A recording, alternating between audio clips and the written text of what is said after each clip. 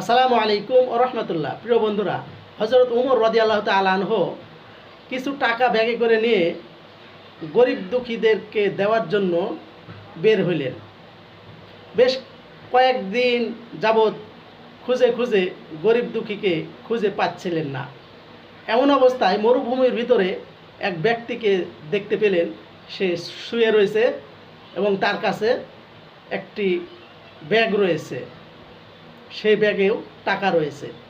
তো হযরত উমর রাদিয়াল্লাহু তাআলা আনহু তাকে দেখে খুব খুশি হয়ে আনন্দ সহিতে বললেন যে, ভাইজান, আপনি আমাকে বাঁচালেন। অনেক দিন ধরে আমি আপনাকেই খুঁজেছি, আপনিই পারেন আমাকে রক্ষা করতে, আমাকে বাঁচাতে। তো কিছু না মনে করলে আপনাকে একটা কথা বলতে পারি। তো উনি বললেন যে, ঠিক আছে, বলুন।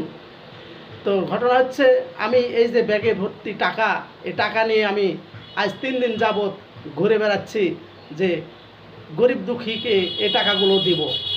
তো গরিব দুঃখী বলতে আপনাকেই আমি পেয়েছি, এই টাকাগুলো নিয়ে আপনি আমাকে রক্ষা করুন। তো হযরত উমর রাদিয়াল্লাহু তাআলা আনহুকে বললেন ওই ব্যক্তি যে, দেখুন, আপনি 3 দিন যাবৎ ঘুরছেন আর আমি 1 সপ্তাহ যাবৎ ঘুরছি, যে এই যাকাত ফিতরার টাকা নিয়ে ঘুরছি, যে যাকাত ফিতরার টাকা আমি কাকে দিব, কাকে দিব। সুবহানাল্লাহ, সুবহানাল্লাহ। দেখেন কত সুন্দর শাসন, কত সুন্দর আইন নীতি। আর আমাদের মাঝে যাকাত ফিতরার টাকা আমাদের দেশের বড় বড় সরকারি কর্মকর্তারা খেয়েই পেট ভরায়, গরিব দুঃখীরা চোখেই দেখে না। তাই আসুন যাকাত ফিতরা ঠিক মতো ঠিক জায়গায় প্রদান করি।